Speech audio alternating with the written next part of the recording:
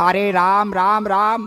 पूरे दिन काम करते करते तो मेरी हालत ही खराब हो जाती है। पता नहीं हमारे अच्छे दिन कब आएंगे।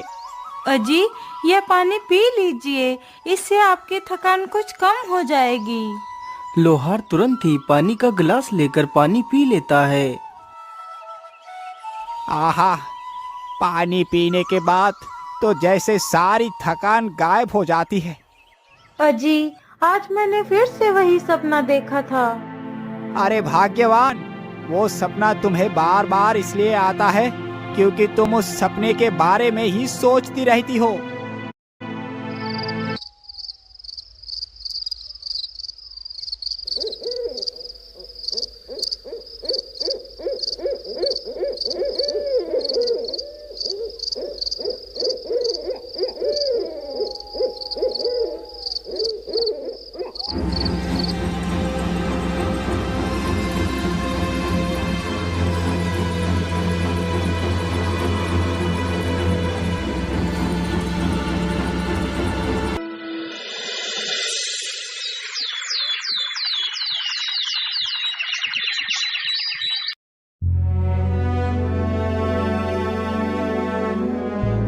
अरे भाग्यवान, अब और कितना सोओगी?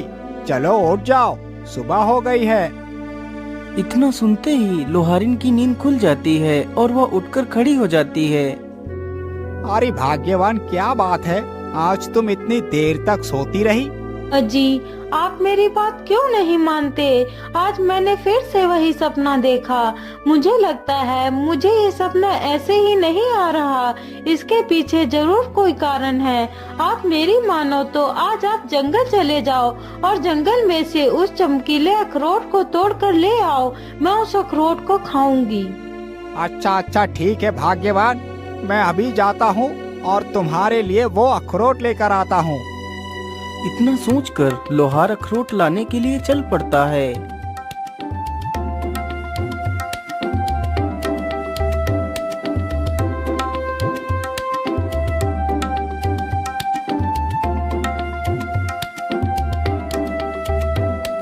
लोहार चलते चलते जंगल में काफी दूर निकल जाता है और उसी जंगल में पहुंच जाता है जहां पर वह अखरोट का पेड़ था।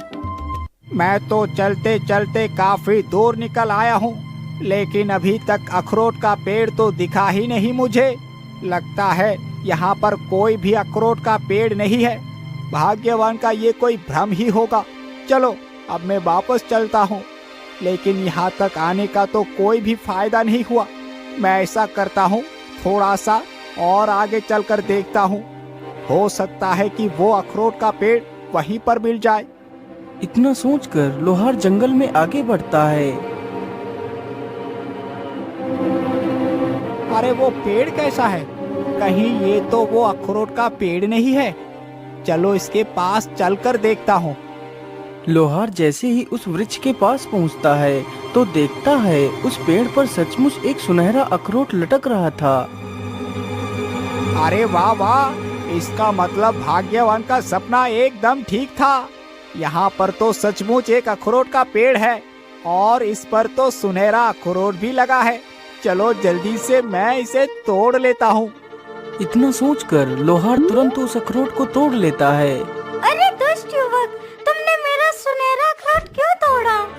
अरे गिलहरी बहन, मुझे माफ करना, मुझे नहीं पता था कि ये अखरोट का पेड़ आपका है, नहीं तो मैं इसमें से अखरोट कभी नहीं तोड़ता। लेकिन तुमने ये अखरोट तोड़ा क्यों है? गिलहरी बहन, मेरी पत्नी प्रत्येक दिन अपने सपने में इस अखरोट के पेड़ को देखती है जिसमें ये सुनहरा अखरोट लगा हुआ होता है। फिर लोहार अपनी सारी कहानी उस गिलहरी को सुनाता है। लोहार की सारी कहानी सुनकर गिलहरी को उसके ऊपर दया आ जाती है। अच्छा ठीक है लोहार भाई, तुम इस अखरोट को ले जा सकते हो, और हाँ ध्यान रखना, जब तुम्हारी पत्नी इस अखरोट को खाएगी तो उसे 2 जुड़वा बच्चे पैदा होंगे। जब वह बच्चे 20 साल के हो जाएंगे तो उन्हें यहीं पर लेकर आना। मैं उन दोनों का भविष्य तय करूँगी। गिलहरी की यह बात सुनकर लोहार बहुत खुश हो जाता है। गिलहरी बहन, आपका बहुत बहुत धन्यवाद। इतना कहकर लोहार अपने घर वापस लौट जाता है। घर पहुंचकर सारी कहानी अपनी पत्नी को बताता है। लोहार की बात सुनकर उसकी पत्नी बहुत ज्यादा खुश हो जाती है और जल्दी से उस अखरोट को तोड़ती है और उसे खा लेती है।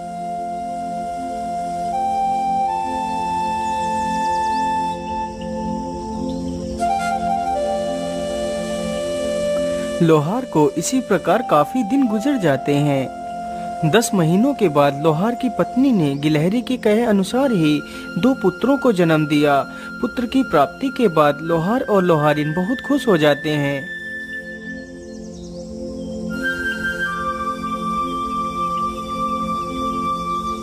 धीरे धीरे वह दोनों लड़के बड़े हो रहे थे। लोहार का बड़ा लड़का बड़ा ही कुटिल तथा दुष्ट स्वभाव का था, जबकि उसका छोटा बेटा बहुत ही दयालु तथा प्रेम बांटने वाला था। एक दिन की बात है, लोहार का बड़ा बेटा कान्हू एक धनुष बाण उठाता है और जंगल की तरफ निकल पड़ता है।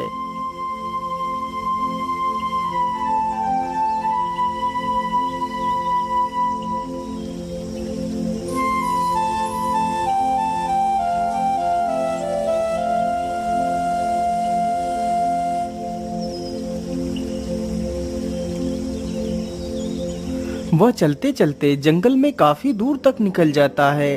तभी उसने देखा एक पेड़ पर एक कबूतर और कबूतरी बैठे हैं।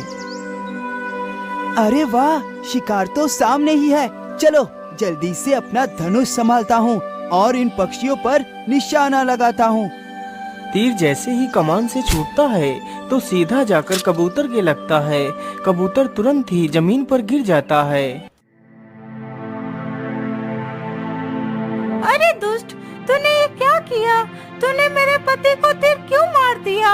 मैंने तेरा क्या बिगाड़ा था? अरे मूर्ख चिड़िया, तू अपनी जुबान कुछ ज्यादा ही चला रही है। रुक, मैं अभी तुझे मजा चखाता हूँ। इतना कहकर वह अपना तीर उस कबूतरी के ऊपर तान देता है। रुक जाइए भैया, आप ये क्या कर रहे हैं? आखिर आप इन मासूमों को क्यों मार रहे हैं? आखिर इन्हें मारकर आपको क्या मिल जाएगा? तू हट जा प्रेम, आज मैं इस चिड़िया को जीवित नहीं छोड़ूंगा। नहीं भैया, इस चिड़िया को मारने से पहले आपको मुझे मारना होगा, तभी आप इस चिड़िया को मार सकते हैं। चल चल ठीक है, तेरी वजह से आज मैं इन दोनों को जीवित छोड़ रहा हूँ, नहीं तो आज मैं इस चिड़िया को मार ही डालता। इतना कहकर कान्हू वहाँ से चला जाता है। अरे आपको तो बहुत ज्यादा चोट आ गई है। रुको, मैं तुम्हारा तीर निकाल देता हूँ और तुम्हारे घाव के ऊपर दवाई लगा देता हूँ, जिससे तुम जल्दी ही ठीक हो जाओगे। फिर प्रेम कबूतर के तीर निकाल देता है और जल्दी से कुछ दवाई की पत्तियां तोड़ता है और कबूतर के घाव पर लगा देता है।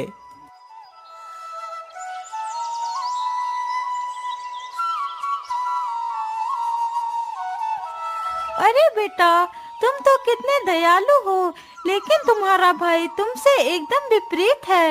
यदि आज आप नहीं आते तो वह दुष्ट हम दोनों की जान ले लेता। हमारी जान बचाने के लिए आपका बहुत बहुत धन्यवाद। फिर वह दोनों कबूतर और कबूतरी वहां से उड़ जाते हैं।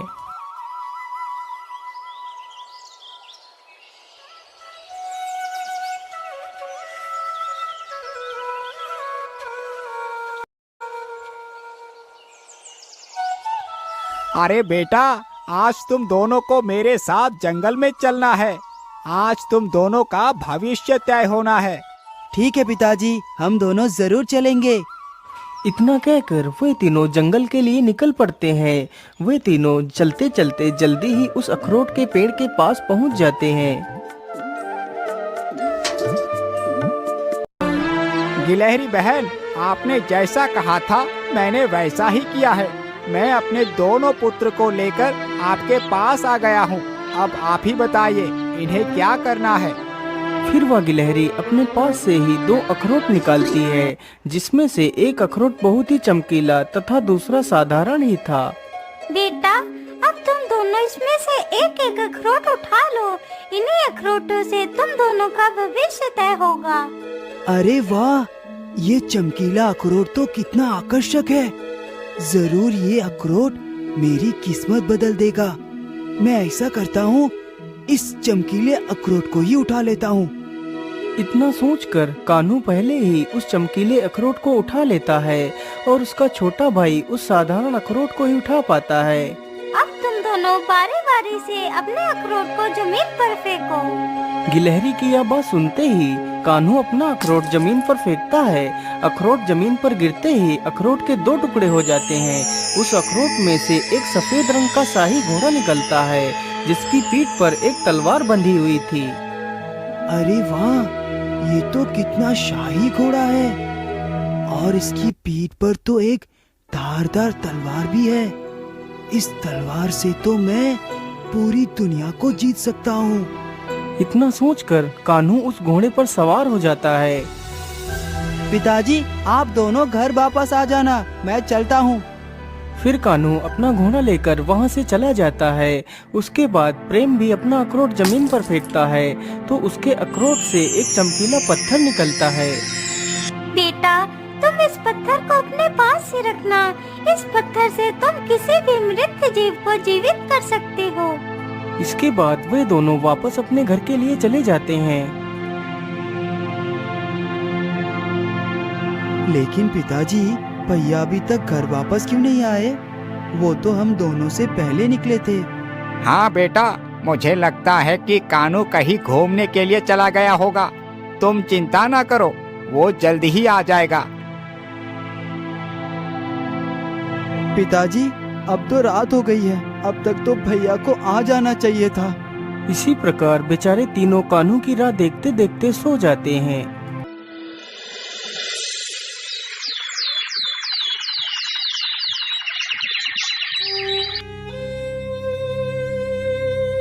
अजी, कहीं हमारा बेटा किसी मुसीबत में तो नहीं फंस गया? अब तक तो उसे आ जाना चाहिए था। हाँ भाग्यवान, तुम बिल्कुल ठीक कहती हो।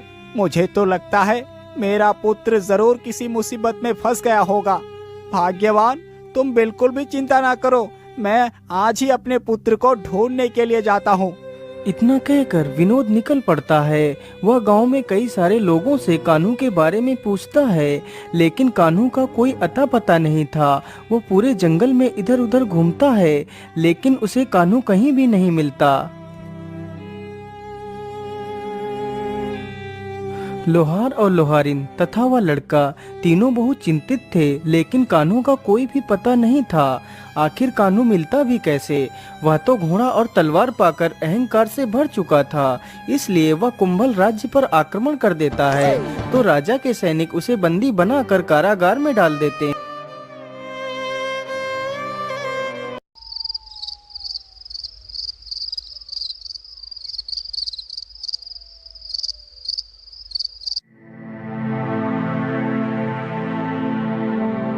महाराज, हमारी पुत्री तो विवाह की योग्य हो चुकी है, इसलिए हमें अपने पुत्री के लिए योग्य वर ढूंढना चाहिए। हाँ महारानी जी, ये चिंता तो मुझे भी सता रही है। मैं ऐसा करता हूँ, कल सुबह ही मैं अपनी पुत्री के लिए वर ढूंढने के लिए जाऊंगा। जैसे ही आधी रात होती है तो राजकुमारी बहुत ही गहरी निद्रा में सो जाती है। तभी वहाँ पर एक जहरीला सर्प उसके पलंग के पास आ जाता है और राजकुमारी को डस लेता है।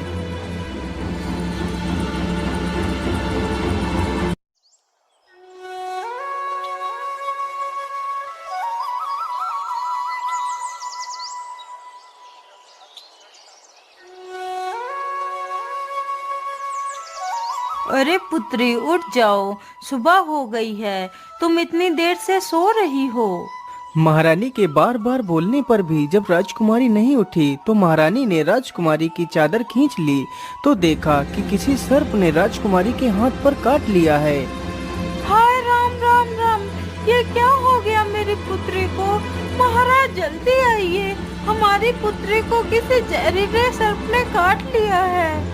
इतना सुनते ही राजा वहाँ पर आ जाता है। अरे पुत्री, ये तुम्हें क्या हो गया? मैं तुम्हारे लिए पता नहीं कितने बड़े बड़े सपने देख रहा था और तुम हमें छोड़कर चली गई। महाराज, ये समय आंसू बहाने का नहीं है, हमें किसी झाड़ फूक करने वाले साधु को बुलाना चाहिए। सैनिकों, जाओ और पूरे राज्य में ये घोषणा कर दो, जिसने भी मेरे राजकुमारी को ठीक कर दिया, मैं उसे अपना आधा राज्य दे दूंगा। और राजकुमारी का विवाह भी उसी के साथ कर दूंगा। राजा का आदेश होते ही सारे सैनिक पूरे राज्य में घूम घूम कर घोषणा करने लगते हैं। सुनो सुनो सुनो, राजा की पुत्री को एक जहरीले सर्प ने काट लिया है, जिसकी वजह से राजकुमारी की मृत्यु हो गई है। यदि कोई इंसान राजा की पुत्री को ठीक कर देगा तो राजा उसे अपना आधा राज्य दे देगा तथा राजकुमारी का विवाह भी उसी युवक के साथ कर देगा। सुनो सुनो सुनो, राजा की पुत्री को एक जहरीले सर्प ने काट लिया है, जिसकी वजह से राजकुमारी की मृत्यु हो गई है। यदि कोई इंसान राजा की पुत्री को ठीक कर देगा तो राजा उसे अपना आधा राज्य दे देगा तथा राजकुमारी का विवाह भी उसी युवक के साथ कर देगा। लोहार के बेटे ने जैसे ही यह बात सुनी तो वह मन ही मन बहुत ही खुश होता है और सारी बात अपने पिता को जाकर बता देता है। अच्छा ठीक है पिताजी, अब मैं चलता हूँ। इतना कहकर प्रेम वहाँ से निकल पड़ता है और जल्दी ही राजमहल में पहुँच जाता है। महाराज, यदि आपकी आज्ञा हो तो मैं राजकुमारी को जीवित कर सकता हूँ। हाँ हाँ युवक, क्यों नहीं। अभी तक तो इतने सारे लोगों ने कोशिश की है, लेकिन कोई भी मेरे पुत्री को ठीक नहीं कर पाया है। अब तुम भी प्रयास करके देख लो। राजा की आज्ञा मिलते ही प्रेम अपना वही चमत्कारी पत्थर निकालता है और राजकुमारी के माथे पर उस पत्थर को स्पर्श करा देता है। पत्थर के स्पर्श होते ही राजकुमारी के अंदर फिर से प्राण आ जाते हैं और राजकुमारी पुनः उठकर खड़ी हो जाती है। यह देखकर सभी लोग खुश हो जाते हैं और बड़े ही धूमधाम से दोनों का विवाह करवा देते हैं। अब तो प्रेम खुद एक राजा बन चुका था। महाराज, आज आप इतना दुखी क्यों लग रहे हैं? क्या बात है? कुछ नहीं राजकुमारी जी, आज मुझे मेरे भैया की याद आ गई थी। पता नहीं वो कहाँ होंगे और किस हालत में होंगे। मैंने उन्हें ढूंढने की बहुत कोशिश की, लेकिन वो कहीं नहीं मिले। फिर प्रेम अपनी सारी कहानी राजकुमारी को बताता है। लेकिन स्वामी, आज से कुछ महीने पहले ही एक ऐसा ही युवक आया था और उसने हमारे राज्य पर आक्रमण किया था। तो हमारे पिताजी ने उस युवक को बंदी बनाकर कारागार में डाल दिया था। प्रेम ने जैसे ही यह बात सुनी तो वह तुरंत कारागार के पास जाता है तो देखता है उसका बड़ा भाई कारागार के अंदर बंद है। भैया, आप इस कारागार के अंदर कैसे आ गए? कान्हू ने जैसे ही यह बात सुनी तो वह तुरंत उठ खड़ा होता है और सामने देखता है तो उसका छोटा भाई खड़ा होता है। अपने छोटे भाई को देखकर कान्हू रोने लगता है। भैया, मुझे माफ कर दो, मैं बहुत बुरा हूँ। मैं हमेशा तुम्हें छोटी छोटी बातों पर धिक्कारता रहता था। अहंकार में मैं अंधा हो चुका था। इस अहंकार की मद में चूर होकर मैं इस कारागार में आ गया। मुझे माफ कर दो मेरे भाई, मुझे माफ कर दो। नहीं भैया, आप माफी मत मांगिए। यदि आपको अपनी गलती का पश्चाताप हो चुका है तो आप पूरी तरह शुद्ध हो चुके हैं। सैनिकों, इस कारागार का दरवाजा खोल दिया जाए। इतना कहते ही सैनिक तुरंत कारागार का दरवाजा खोल देते हैं और कान्हू को बाहर निकाल लेते हैं। फिर वह सारे लोग हंसी खुशी अपना जीवन